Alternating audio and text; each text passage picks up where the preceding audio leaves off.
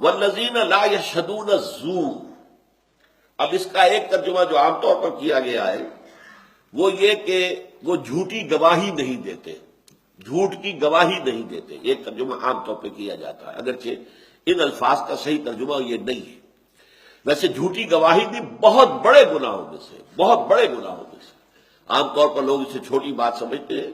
حضور نے فرمایا عدلت الشہادۃ الزور باشراک باللہ، جھوٹی گواہی دینا اللہ کے ساتھ شرک کرنے کے برابر ہے. اور وہ شرک وہ جرم ہے، آپ کو معلوم ہے کہ 2 مرتبہ سورہ نساء میں آیا کہ ان اللہ لا یغفر ان یشرک بہ، اللہ اسے ہرگز معاف نہیں کرے گا کہ اس کے ساتھ شرک کیا جائے. وَيَغْفِرُ مَا دُونَ ذَلِكَ لِمَن يَشَاءُ، ہاں اس سے کم تر گناہ جس کو چاہے گا بخش دے گا. کھلا لائسنس نہیں ہے کہ لازماً بخش دے گا، نہیں، امید ہو سکتی ہے. لیکن اصل مفہوم یہاں کیا ہے؟ وہ جھوٹ پر اپنی موجودگی بھی گوارا نہیں کرتے. شہیدہ یشہد موجودگی، اس لیے کہ یہاں بالزور نہیں ہے کہ وہ گواہی نہیں دیتے جھوٹ کی، بلکہ لا یشہدون الزورا، جھوٹ پر اپنی موجودگی گوارا نہیں کرتے، یعنی جھوٹ کے کسی کام میں شامل نہیں ہوتے، غلط کام کے موقع پر اپنا وہاں موجود ہونا بھی انہیں گوارا نہیں.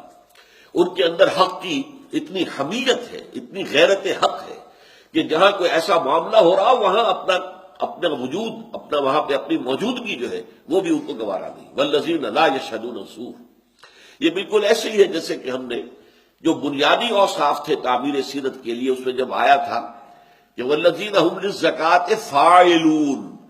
اب ایک زکوٰۃ کے لیے لفظ آتا ہے قرآن میں ایتاء الزکاۃ، وہ تو ہے اصل میں وہ نظام جو زکوٰۃ کا بنا ہے بعد میں، وہ تو مدینے میں آ کر بنا ہے نا. تو مدینے میں آ کر یہ نصاب ہے، جس کے پاس 7 تولے سونا ہے، جس کے پاس 52 تولے چاندی ہے، وہ صاحب نصاب ہو گیا. اب اس میں سے وہ زکوٰۃ دے گا. جو صاحب نصاب نہیں ہے وہ زکوٰۃ وصول کر سکتا ہے.